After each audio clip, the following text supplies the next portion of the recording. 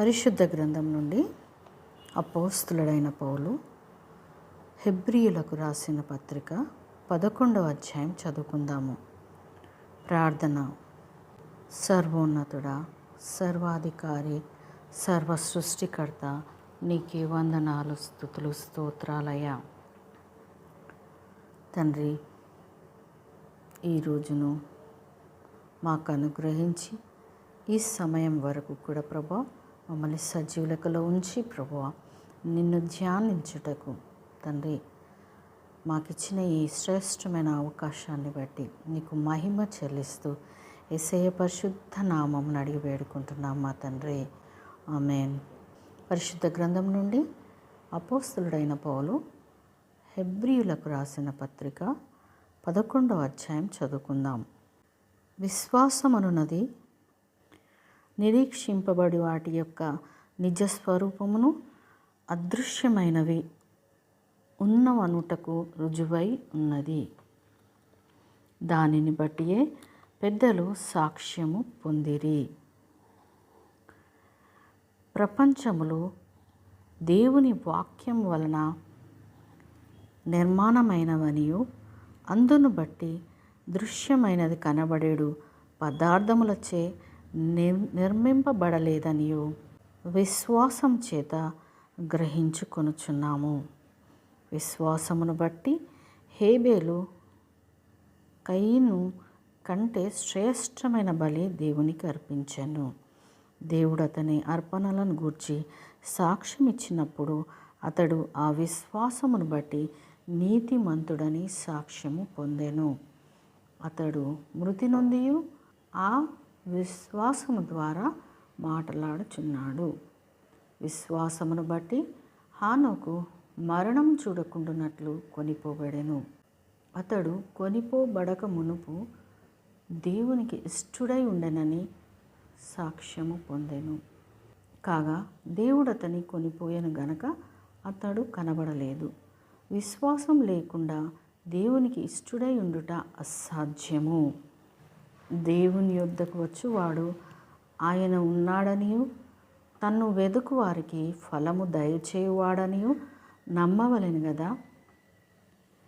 విశ్వాసమును బట్టి నోవహు అది వరకు చూడని సంగతులను గూర్చి దేవుని చేత హెచ్చరింపబడి భయభక్తులు గలవాడై తన ఇంటి వారి రక్షణ కొరకు ఒక ఓడను సిద్ధము చేసెను. అందువలన అతడు లోకము మీద నేర స్థాపన చేసి విశ్వాసమును బట్టి కలుగు నీతికి వారసుడాయెను. అబ్రహాము పిలువబడినప్పుడు విశ్వాసమును బట్టి ఆ పిలుపునకు లోబడి తాను స్వాస్థ్యముగా పొందనయున్న ప్రదేశమునకు బయలువెళ్ళాను. మరియు ఎక్కడికి వెళ్ళవలెనో అది ఎరుగక బయలువెళ్ళెను. విశ్వాసమును బట్టి అతడును అతనితో ఆ వాగ్దానమును సమాన వారసులైన ఇస్సాకు, యాకోబు అనువారును గుడారములలో నివసించుచు అన్యుల దేశంలో ఉన్నట్టుగా వాగ్దత్త దేశంలో పరవాసులైరి. ఏలయనగా దేవుడు దేనికి శిల్పియు నిర్మాణకుడునై ఉన్నాడో పునాదులు గల ఆ పట్టణం కొరకు అబ్రహాము ఎదురు చూచుచుండెను. విశ్వాసమును బట్టి శారాయు వాగ్దానం చేసినవాడు నమ్మదగిన వాడని ఎంచుకొనెను గనక తాను వయస్సు గతించినదైనను గర్భము ధరించుటకు శక్తి పొందెను.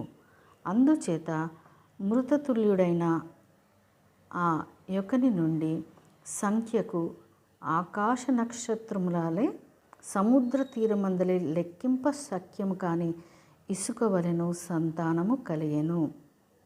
వీరందరూ ఆ వాగ్దానముల ఫలము అనుభవింపకపోయినను దూరం నుండి చూచి వందనము చేసి తాము భూమి మీద పరదేశులమును యాత్రికులమునై ఉన్నామని ఒప్పుకొని విశ్వాసం గలవారై మృతి నొందిరి.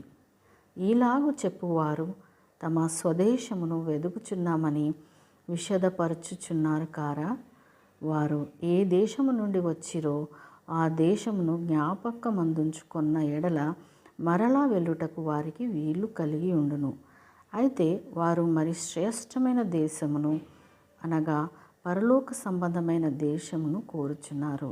అందుచేత తాను వారి దేవుడునని అనిపించుకొనుటకు దేవుడు వారిని గూర్చి సిగ్గుపడడు.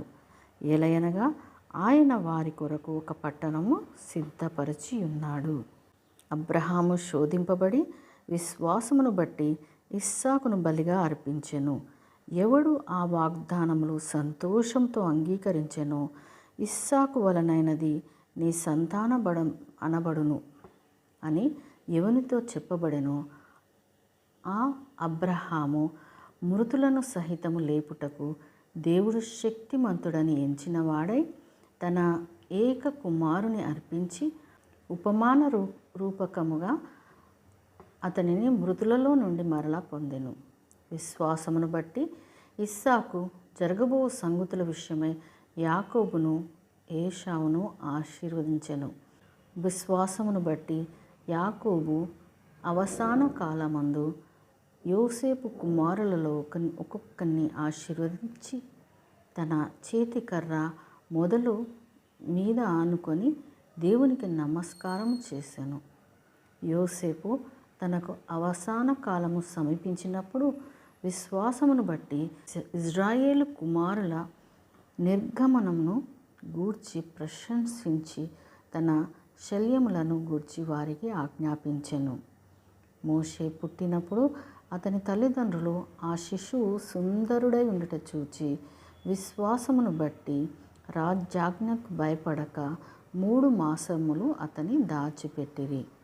మోషే పెద్దవాడైనప్పుడు విశ్వాసమును బట్టి ఐగుప్తు ధనము కంటే క్రీస్తు విషయమైన నింద గొప్ప భాగ్యమని ఎంచుకొని అల్పకాలము పాపభోగము అనుభవించుట కంటే దేవుని ప్రజలతో శ్రమ అనుభవించుట మేలని యోచించి ఫరో కుమార్తె యొక్క కుమారుడని అనిపించుకొనుటకు ఒప్పుకొనలేదు.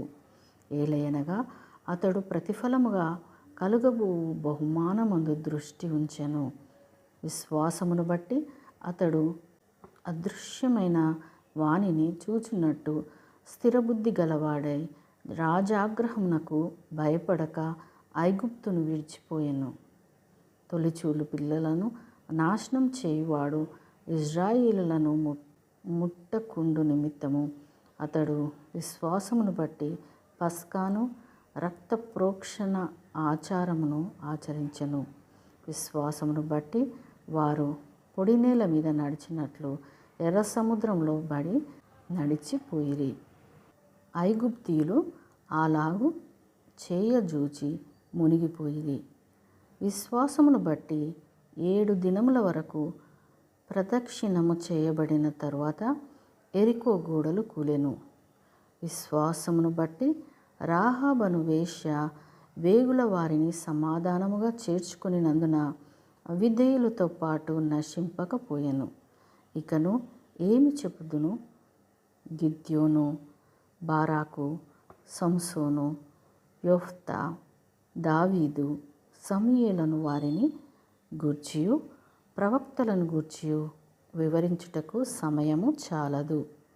వారు విశ్వాసము ద్వారా రాజ్యములను జయించిరి, నీతి కార్యములను జరిగించిరి, వాగ్దానములను పొందిరి, సింహముల నోళ్లను మూసిరి, అగ్ని బలమును చల్లార్చిరి, ఖడ్గధారణ తప్పించుకొనిరి, బలహీనులుగా ఉండి బలపరచబడిరి, యుద్ధములో పరాక్రమశాలులైరి, అన్యుల సేనలను పారద్రోలిరి. స్త్రీలు మృతులైన తమ వారిని పునరుత్థానము వలన మరల పొందిరి.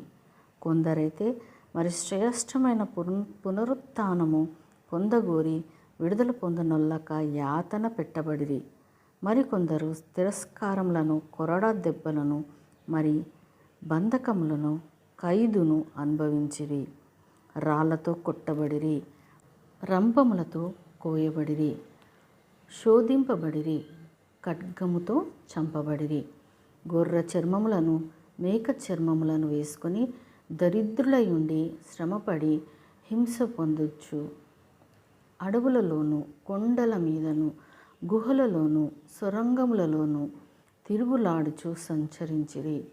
అట్టి వారికి ఈ లోకము యోగ్యమైనది కాదు. వీరందరూ తమ విశ్వాసం ద్వారా సాక్ష్యం పొందిన వారైనను మనము లేకుండా సంపూర్ణులు కాకుండు నిమిత్తము దేవుడు మన కొరకు మరి శ్రేష్టమైన దానిని ముందుగా సిద్ధపరచను గనక వీరు వాగ్దాన ఫలము అనుభవింపలేదు. దేవుడు తన పరిశుద్ధ వాక్యమును మనందరి హృదయంలో ఫలింపచేయునుగాక. ఆమెన్.